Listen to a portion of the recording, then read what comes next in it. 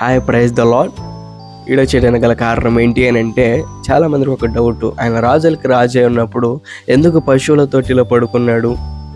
ఆయన రాజులు రాజు అంటున్నారు కదా అని చాలామందికి కొంచెం ఎగతాళిగాను ఆయన జనం గురించి పరవాశంగా మాట్లాడుతారు. అయితే మీ అందరికీ నేను ఒక ఉదాహరణ చెప్పాలనుకుంటున్నాను. ఏంటంటే, దయచేసి వీడియోని అనేకులకి షేర్ చేయండి.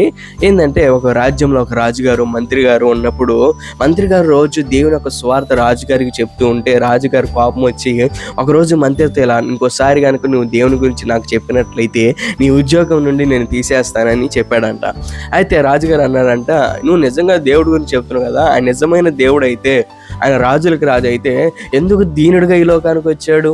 ఎందుకు పశువుల తొట్లో పడుకున్నాడు? ఆయన సెలవిస్తే వేరే వాళ్ళు వెళ్ళలేరా? ఆయన సైన్యాధిపతులు పంపించలేరా?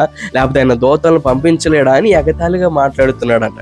ఒకరోజు ఆ రాజుగారు, ఆ మంత్రి గారు ఏం చేశారంటే, ఒక నది ప్రాంతం అంటే మామూలుగా ఆ రాజ్యంలో ఉన్న కొలిమి లాంటి చిన్న వాటర్ ఫాల్ లాంటి దాంట్లో తిరుగుతూ ఉన్నప్పుడు ఆయన దాంట్లో తిరుగుతూ ఉన్నారంట. అయితే ఒడ్డున కూర్చున్న కుమారుడి వైపు రాజుగారి యొక్క దృష్టి మళ్ళినప్పుడు అతని వైపే చూస్తూ వీళ్ళందరూ వాళ్ళతో మాట్లాడుతూ చూస్తూ ఉన్నప్పుడు, ఆ రాజుగారు ఆ పడవలో ఉన్నప్పుడు చూస్తూ ఉన్నాడంట. ఎప్పటే చూస్తూ ఉన్నప్పుడు తన కుమారుడు, ఆ చిన్న కుమారుడు ఏం చేశాడంటే కాలు జారి ఎమ్మటే నీళ్ళలో పడిపోయాడంట. ఎమ్మటే పడంగానే రాజుగారు ఒక్క నిమిషం కూడా ఆలోచించకుండా నీళ్ళలో పడిపోయి ఎమ్మటే అతను పైకి వచ్చి తీసుకొచ్చాడు. అప్పుడు మంత్రి గారు అన్నారంట, అయ్యా నువ్వు రాజు కదా, ఒక్క మాట సెలవిస్తే నేను కానీ, సైనికులు కానీ, అధికారులు కానీ, మేము అందరం కూడా వెళ్ళి తీసేవాళ్ళంగా, నువ్వు ఎందుకు వెళ్ళి తీసావంటే, రాజుగారు ఎంతైనా తండ్రి ప్రేమ కదయ్యా అన్నాడంట. నిజమే కదా. ఈ రోజు దేవుడు కూడా ఎందుకు పశువులతో ఎంచుకున్నాడో తెలుసా? ఎందుకైనా దీనుడిగా వచ్చాడు అని అంటే, నిన్ను నన్ను రక్షించడానికే.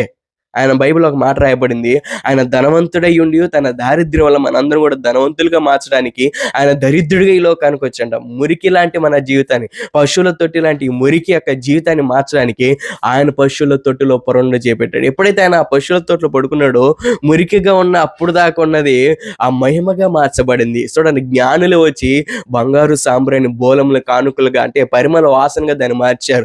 కాబట్టి ఆయన పశువుల తొట్టిలో రావటం వల్ల దానికి మహిమ వచ్చింది. ఈ రోజు కూడా పశువుల తొట్టి లాంటి హృదయం, మురికి లాంటి హృదయము చాలా మోసకరమైనది అని దేవుడు చెప్పాడు కదా.